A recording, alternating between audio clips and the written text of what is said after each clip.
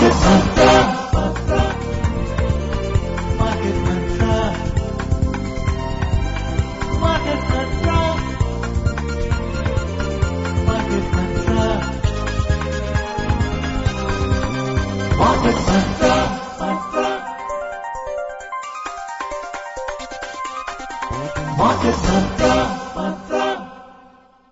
is Akashvani.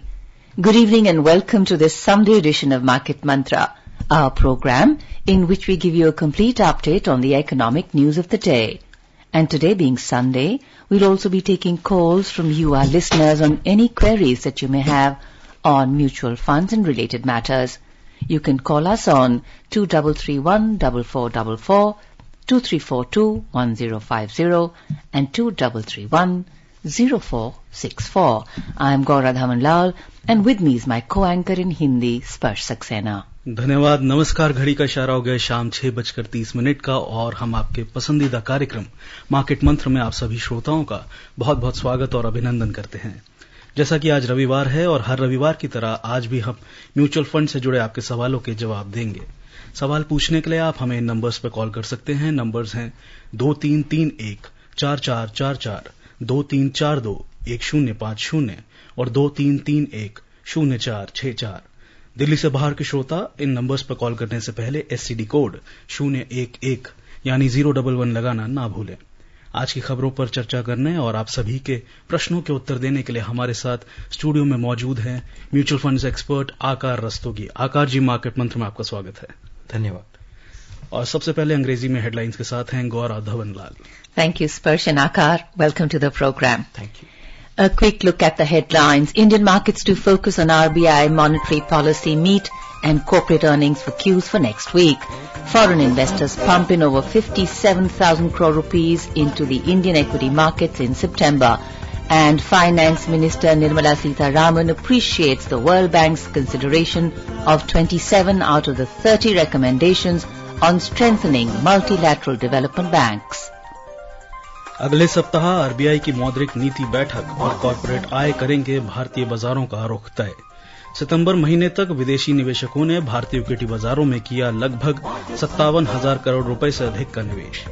वित्त मंत्री निर्मला सीतारामन ने बहुपक्षीय विकास बैंकों की मजबूती के लिए 30 में से 27 सिफारिशों पर विचार के लिए विश्व बैंक की सराहना की।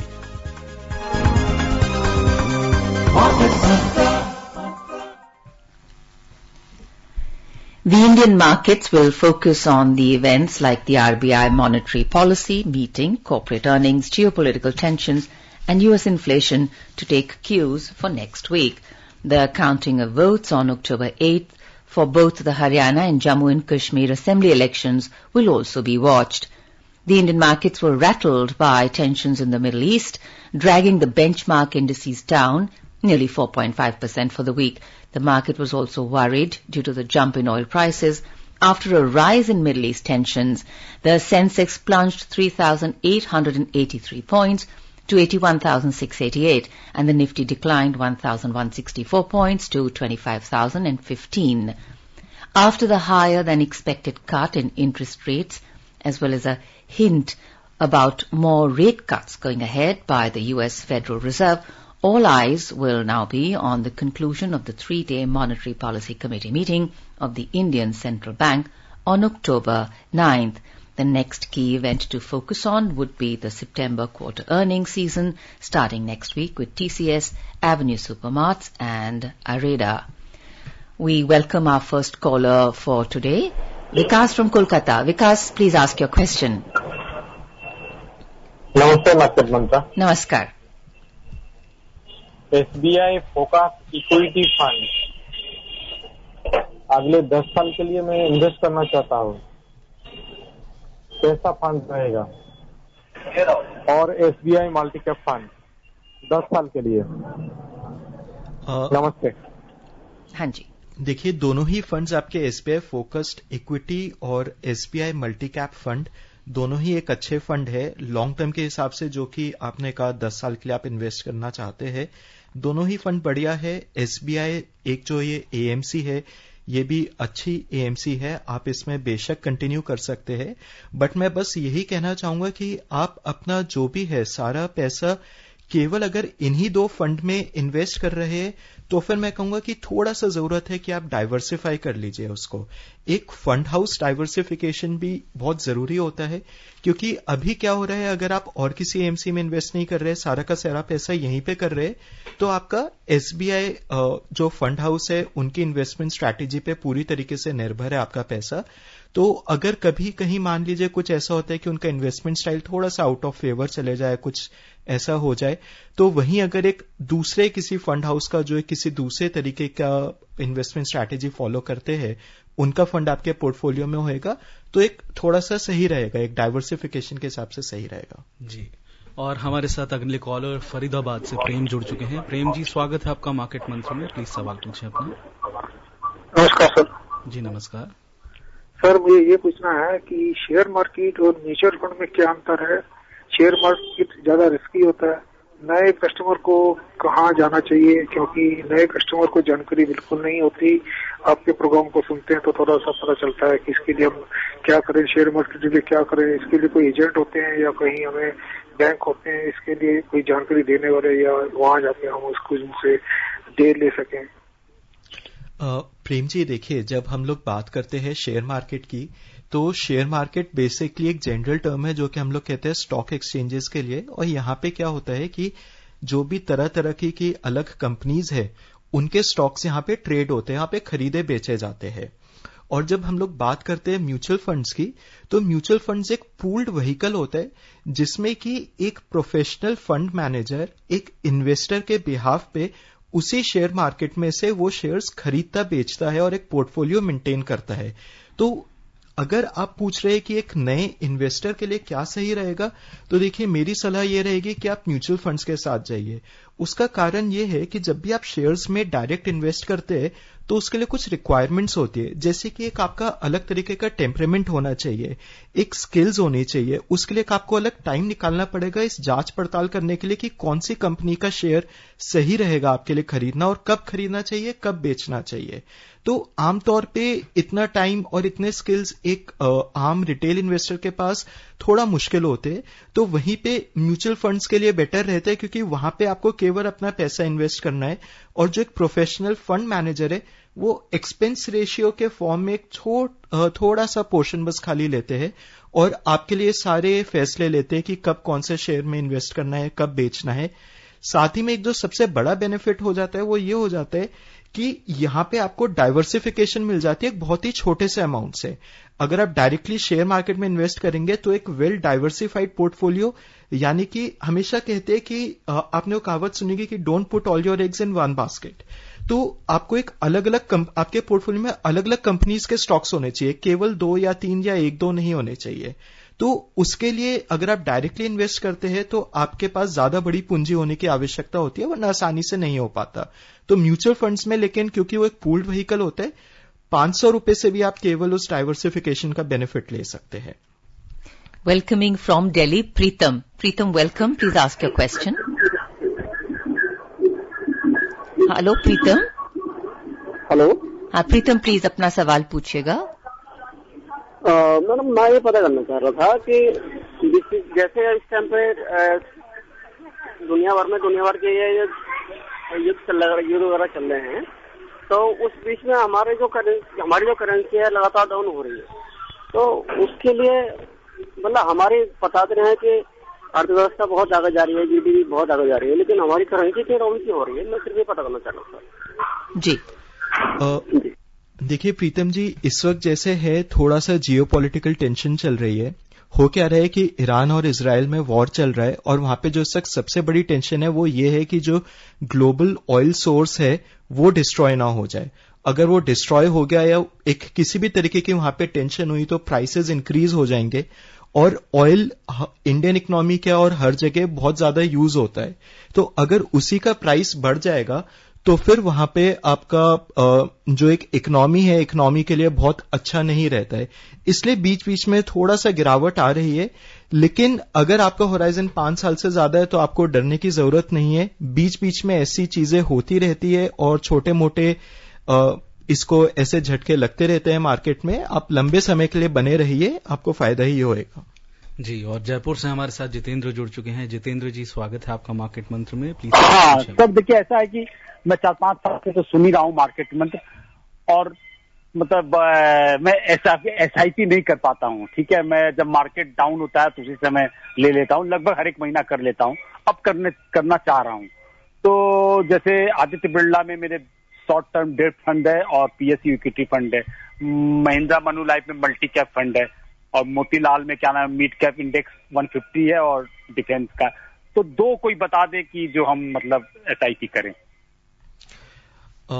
देखिए जितेंद्र जी, मैं समझ रहा हूं कि अगर आपको SIP करने के लिए आप ये जो पूछ रहे हैं, आपका होराइजन कम से कम 5 साल का है, आप इक्विटी में निवेश करना चाहते हैं, तो जो मेरे को लगा कि आप एक फ्लेक्सी कैप फंड में डाल सकते हैं। फ्लेक्सी कैप फंड्स में अगर मैं बात करूं तो आपका पराग पारिक का अच्छा है, HDFC का अच्छा है, फ्रैंकलिन का भी बढ़िया है। आप इनमें निवेश करिए SIP के जरिए, कम से कम होराइजन 5 साल का रखिए, अच्छे फंड्स है। और वहीं मैं कहना चाहूंगा, जैसे कि आप बीच में कह रहे थे, आपने जैसे शुरुआत करी कि आप एकदम SIP से नहीं कर पाते, तो कुछ लोगों के लिए थोड़ी सी दिक्कत रहती है जिनका एक रेगुलर सोर्स ऑफ इनकम नहीं होता, वो फ्रीलांस करते हैं, अपने काम में होते। तो वहां पे मेरी सलाह ये रहेगी कि जब भी आपके पास एक सरप्लस आता है, आप उसको उठा के एक, जैसे कि आपने कहा आप शॉर्ट ड्यूरेशन फंड भी यूज करें, आप एक लिक्विड फंड में डाल दीजिए। आप एक STP के जरिए बना लीजिए कि एक अमाउंट जितना आप कर सकते हो, और STP के जरिए उसमें इन्वेस्ट करें, बट कभी भी लमसम पैसा मत लगाइएगा। We just like to share with our listeners, STP is a systematic transfer. Absolute, a systematic transfer plan. Right. From Delhi, once again, we have Nitin. नमस्कार मैडम। नमस्कार नितिन। हेलो। हाँ जी Nitin, please welcome. Madam, हमें ये जानकारी लेनी है, mutual fund में हम जब सुनते हैं, आपके द्वारा कार्यक्रम सुनते हैं, हमने कभी इन्वेस्ट तो नहीं किया। मुझे म्यूचुअल फंड में बैंक मैनेजर कौन होते हैं, इनका क्या रोल होता है, इनके थ्रू पैसा लगाया जाता है, ये हमें कहाँ मिलेंगे अगर हम उनके पास पैसा लगाएं म्यूचुअल फंड में? तो आप बताते ना, म्यूचुअल फंड मैनेजर के थ्रू अभी आप बता रहे हैं, तो अपने को थोड़ा सा पूछना चाहा कि कैसे करा जा सकता है नए अपने जो इन्वेस्ट करने वाले लोग हैं। नितिन जी, देखिए क्या होता है कि जो फंड मैनेजर्स होते हैं, ये सारी, इनको हम लोग कहते हैं, जो भी म्यूचुअल फंड कंपनीज है, इनको हम लोग नॉर्मली कह देते हैं या तो फंड हाउस कह देते हैं, या फिर इनका जो नाम होता है AMC एसेट मैनेजमेंट कंपनी होती है। इनके ज्यादातर AMCs के जो ऑफिसेज है, जो हेड ऑफिसेज है, वो मुंबई में लोकेटेड है, बट उसका मतलब ये नहीं है कि उनके यहाँ पे ब्रांचेस नहीं है। अगर आप म्यूचुअल फंड में निवेश करना चाहते हैं तो देखिए, सबसे पहले जो आसान तरीका है, आप डायरेक्ट उनकी वेबसाइट पे जाके उनके डायरेक्ट प्लान्स में इन्वेस्ट कर सकते हैं। उनके फंड मैनेजर्स ऑलमोस्ट हर महीने या क्वार्टरली बेसिस पे कुछ ना कुछ कमेंट्री निकालते हैं। उनकी एक तो फैक्ट शीट आती है जो कि बाय लॉ है, जो कि हर महीने के आखिर में पूरा उनका पोर्टफोलियो के डिस्क्लोजर के साथ आता है, और टाइम बर टाइम पीरियोडिकली जैसे अगर कुछ भी लगता है तो वो लोग बीच बीच में अपनी एक कमेंट्री भी निकालते हैं। तो फंड मैनेजर्स का इस तरीके से मीडिया में बहुत कम्युनिकेशन रहता है। बाकी आप जो भी फाइनेंशियल डेलीज देखेंगे, जैसे मान लीजिए उनमें उनके अलग अलग इंटरव्यूज आते रहते हैं, तो आप वहां पे अपने फंड मैनेजर को ट्रैक कर सकते हैं। आपका फंड मैनेजर कौन है, ये आपके फंड की डिटेल्स में वहां पे लिखा होएगा। जो भी आपका SID होएगा, स्कीम इंफॉर्मेशन डॉक्यूमेंट, या फिर कि आपका जो फैक्ट शीट है, वहां पे ये दिया हुआ होता है। और अगर आपको शुरुआत करने में थोड़ा सा खुद आप बहुत ज्यादा नहीं पहल कर पा रहे, DIY इन्वेस्टर नहीं है, तो अच्छा रहेगा आप किसी भी म्यूचुअल फंड एजेंट की हेल्प ले ले। वो आपको कोई सा भी जो आपका नजदीकी बैंक है, वो आपको वहां से भी मदद दे सकते हैं, वो वहां से कनेक्ट कर देंगे। और नहीं तो आप जाके AMFI की वेबसाइट पे अपना पिन कोड डालेंगे तो आपके आसपास जो भी इसमें आपकी सहायता करते हैं, वहां पे एजेंट्स की पूरी लिस्ट आ जाएगी। जी बिल्कुल। और दिल्ली से हमारे साथ यशपाल जुड़ चुके हैं। यशपाल जी, स्वागत है आपका मार्केट मंत्र में, सवाल पूछे अपना। गुड इवनिंग मार्केट मंत्र। गुड इवनिंग जी। मैडम, मैं ये यशपाल बोल रहा हूँ दिल्ली से। अभी रिसेंटली मैं रिटायर हुआ था 3-4 महीने पहले, तो उसमें मैंने अपना जो कॉर्पस था अराउंड 1 ईयर, तो I have invested in SBI equity, hybrid equity, SBI PSU fund इसमें है, और प्लस मैंने मतलब डाइवर्सिफिकेशन के लिए SIP भी की है, और एक यूपीसीसीएल जैसे यूपी पावर कॉर्पोरेशन है, उसमें कॉर्पोरेट बॉन्ड्स में भी इन्वेस्ट किया है। तो अभी एज ऑन डेट तक 3-4 मंथ्स में अच्छा रिटर्न चल रहा है।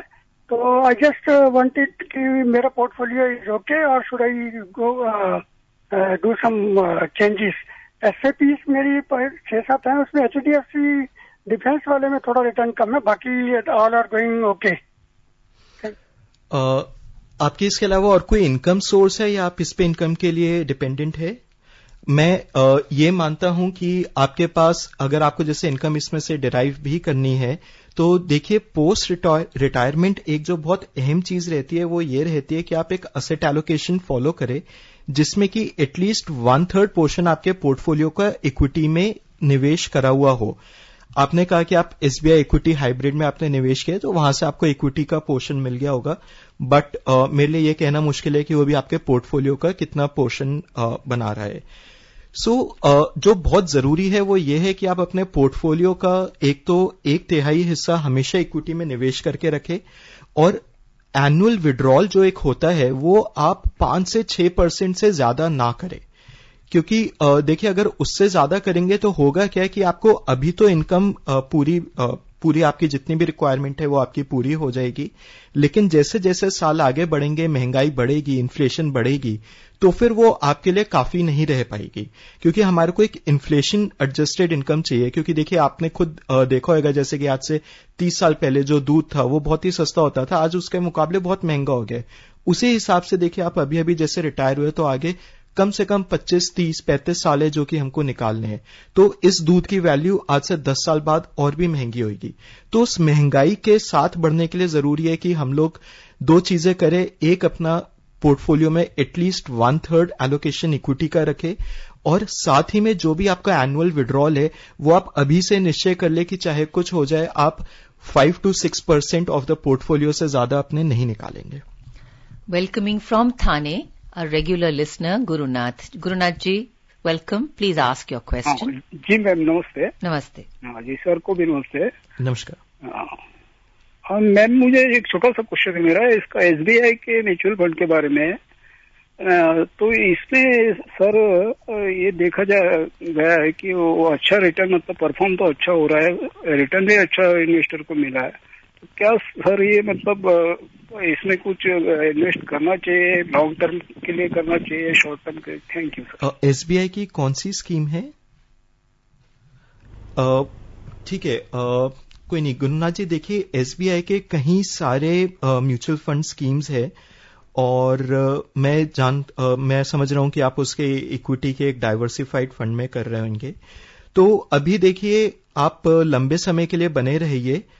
आमतौर पे एक एसबीआई एएमसी अच्छी है, उसके इक्विटी फंड्स में बहुत ज्यादा एज सच कोई दिक्कत की संभावना अभी तो नहीं दिख रही है, मतलब अभी कुछ ऐसा नहीं दिख रहा है कि कुछ बहुत गलत चल रहा हो, तो आप उसमें अपना बने रहिए। बस आपको ये ध्यान रखना है कि आप लंबे समय के लिए बने रहिए, ऐसा ना हो कि जैसे बीच में मार्केट अगर थोड़ा सा डिप करता है तो फिर आपको लगे आप घबरा जाए, उसको निकाल ले। एक उसमें आपको बस इन्वेस्टेड रहना है। जी, और शिमला से हमारे साथ राकेश जुड़ चुके हैं। राकेश जी, स्वागत है आपका मार्केट मंत्र में। नमस्कार जी, सवाल पूछिए। मेरा सवाल ये, जैसे मेरे पास 8-9 लाख है बैंक में। हेलो जी जी, सवाल पूछिए प्लीज। अब मेरे पास जैसे 8-9 लाख है, 9 लाख रुपया बैंक में मेरे पास पड़ा है जी।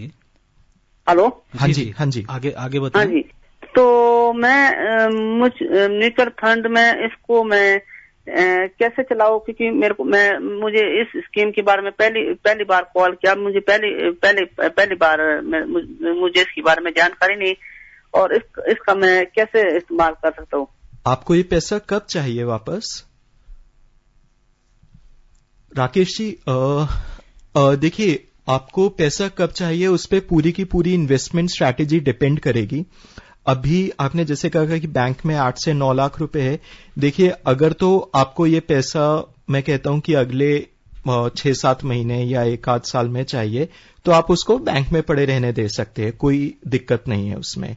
बल्कि अगर वहीं पे कुछ ऐसा है कि ये पैसा बस आपके खाली लॉन्ग टर्म के लिए है, कम से कम आपको 5 साल के बाद के लिए चाहिए, तो फिर आप इसको थोड़ा थोड़ा करके पीरियोडिकली एक अग्रेसिव हाइब्रिड फंड में इन्वेस्ट कर सकते हैं।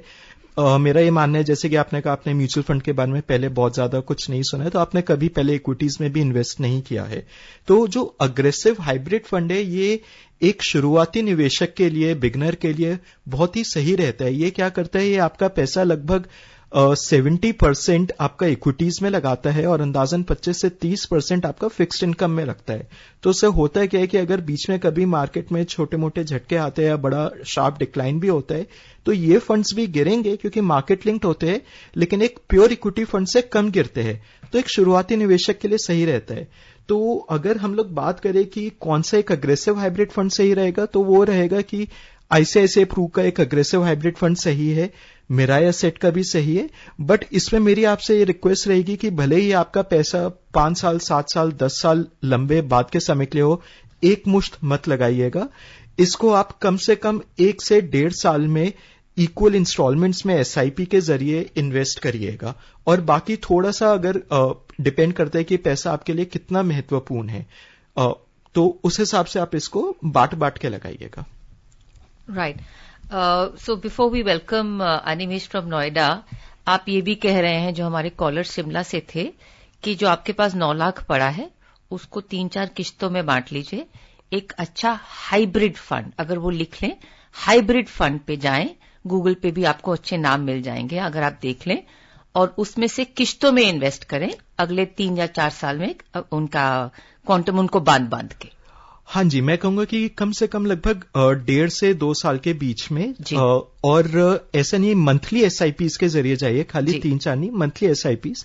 उससे होगा क्या कि जो एक मार्केट पीक का रिस्क होता है वो कैच करने का जो रिस्क है वो बहुत कम हो जाएगा। जैसे अभी मार्केट्स बहुत ऊपर थी, तो ऐसे में मान लीजिए अगर वो एक साथ डाल देते हो, भगवान ना करे 1 महीने के बाद मार्केट्स एकदम क्रैश हो गई, तो उस वक्त बहुत ज्यादा एक नए इन्वेस्टर के लिए लगता है कि जब 9 लाख रुपए एकदम से नीचे गिरते हैं तो एक बहुत ज्यादा एंग्जाइटी हो जाती है। और ऐसे में आमतौर पे क्या होता है कि नॉर्मली इन्वेस्टर्स उसको पूरा का पूरा पैसा विड्रॉ कर लेते हैं। राइट, मतलब जल्दी ना करें। बिल्कुल, ये दोनों चीजें कि कुछ सिप में, कुछ वन टाइम में, और बांट बांट के डालें। बिल्कुल। Thank you. From Noida, Animesh. Animesh, welcome, please ask your question. Welcome, thank you ma'am. Sir, I am holding 2 funds. One is HSBC India Export Opportunity Fund, in which I have just got an NFO. And second, I have invested in Tata Nifty India Tourism Index Fund. So I have an investment horizon for around 3 to 5 years. So please give your views about all these 2 funds. Thank you. So, Animesh ji, as far as I understand, you have invested in sectoral and thematic kind of funds. So, usually these funds are quite volatile and risky.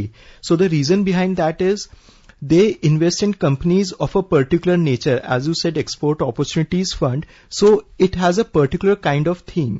So these kind of funds by mandate are meant to invest in that particular set of companies only which are dealing with, export opportunities or in the business of export. So I would say that for a retail investor, diversified equity funds are generally better because over there the fund manager has the complete flexibility to invest in all types of companies and all sizes of types of companies. But that said, if you have already invested, you can still, maintain your investment. No need to hurry up or, just take out your money.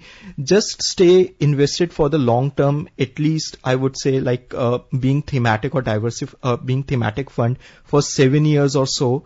So just stay invested and never let it become your core portfolio. Let it remain only a small portion of your portfolio, that is around 10 to 15%.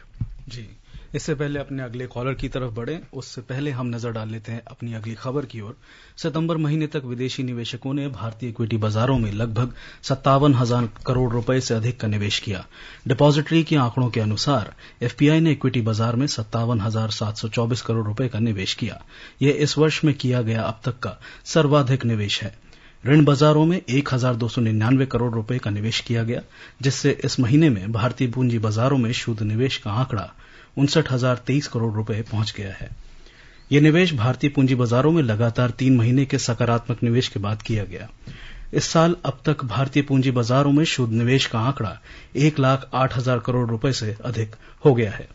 इस खबर पर चर्चा करेंगे, लेकिन उससे पहले हमारे साथ कोलकाता से देवांजन जुड़ चुके हैं। देवांजन जी, स्वागत है आपका मार्केट मंत्र में। प्लीज सवाल पूछें। जी नमस्ते मार्केट मंत्र। नमस्कार जी।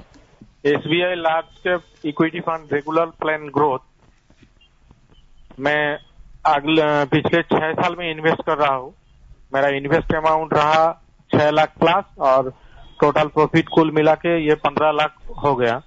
तो इसमें एक मेरा गोल ये है, मैं इसे करोड़ों में ट्रांसफर करना चाहता हूँ। मैं गवर्नमेंट एम्प्लॉई हूँ, तो कृपया मार्गदर्शन कीजिए। SIP कितने करना चाहिए, कौन सा डेट पे, ये अगर बताएंगे तो मेरा गोल यही है, मैं इसको करोड़ों में कन्वर्ट करना चाहता हूँ। Thank you. इसमें क्या मैं समझा नहीं इनका गोल। He wants, I think, continue investment in that. Okay, so goal. What should be the goal? Okay, so I think just continue investing as far. What exactly is the purpose? I would like to know. Which I believe you just want to, you are investing for your retirement. Just continue investing. और आप इसमें लंबे समय के लिए बने रहिए and यहाँ पे आप अपना केवल SIP से इन्वेस्ट करिए, बाकी बढ़िया फंड है, आप इसमें बने रहिए। Right. We have Mr. Daya on the line, but Daya Saab, you're a regular caller. Welcome. Quickly, a headline story. We'll just take a look at that. Finance Minister Nirmala Sitharaman has appreciated the World Bank's consideration of 27 out of the 30 recommendations from the G20 Independent Expert Group on strengthening multilateral development banks, MDBs. During her interaction with Professor Nick Stern in New Delhi, she emphasized that climate finance and technology transfer from developed to developing countries are vital for enabling ambitious climate action. In the latter, Professor Nick Stern is a member of the Independent Expert Group on strengthening MDBs. Mr. Daya, welcome. Please ask your question. Yes, please. Ma'am, my question to the expert is, I want to know his opinion. I have selected recently 4 funds. I want to know, are these good based on to their performance or average or below average? One is SBI Nifty Next 50 Index Fund. Then Bank of India Flexi Cap Fund. JM Flexi Cap Fund. And Invesco Infrastructure Fund. जी आकार जी। So Dahiya ji, the funds that you have mentioned, quite a few funds are not very old, but still you can continue with them. They are good to have in your portfolio. Just stay invested for the long term. That is what I can say, and you can continue with the funds. So quickly, just to take on from here, Akar, you're saying basically the principles remain that choose established funds. Don't worry about minor market ups and downs. Long term is going to be the beneficial thing. Right, absolutely. So one should not be afraid of the market, downturns. Like we saw in the last week a small downturn. So there was a dip in the market, but during such phases one should stay invested. जी आकार जी, हम भी हमारे collar ने बताया कि उनको एक अच्छा खासा प्रॉफिट हुआ था। इससे पहले जो कॉलर थे उनको थोड़ा सा संक्षिप्त में अगर आप SWP के बारे में बताएं। हाँ जी, सो देखिए मैं कहूंगा जो एक SWP होता है ये सिस्टमैटिक विड्रॉल प्लान होता है। ये SIP का बिल्कुल ऑपोजिट है। यहाँ पे जो भी आप अमाउंट और तारीख तय करते हैं वहां पे आपके फंड से उस तारीख पे उतना अमाउंट रिडीम होके आपके बैंक में आता रहता है।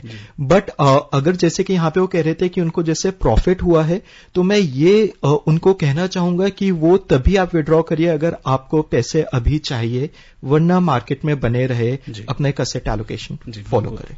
तो श्रोताओं, अब वक्त है इस चर्चा को यहीं विराम देने का। और आकार जी, आपका मार्केट मंत्र में शामिल होने के लिए बहुत बहुत धन्यवाद। Absolutely, Akar. Thank you. And listeners, before we close, a reminder of the headlines. Indian markets to focus on RBI monetary policy meet corporate earnings for Qs for next week. Foreign investors pump in over 57,000 crore rupees into the Indian equity markets in September. And Finance Minister Nirmala Sitharaman appreciates the World Bank's consideration of 27 out of the 30 recommendations on strengthening multilateral development banks. And that's it for today's program. Namaskar. Market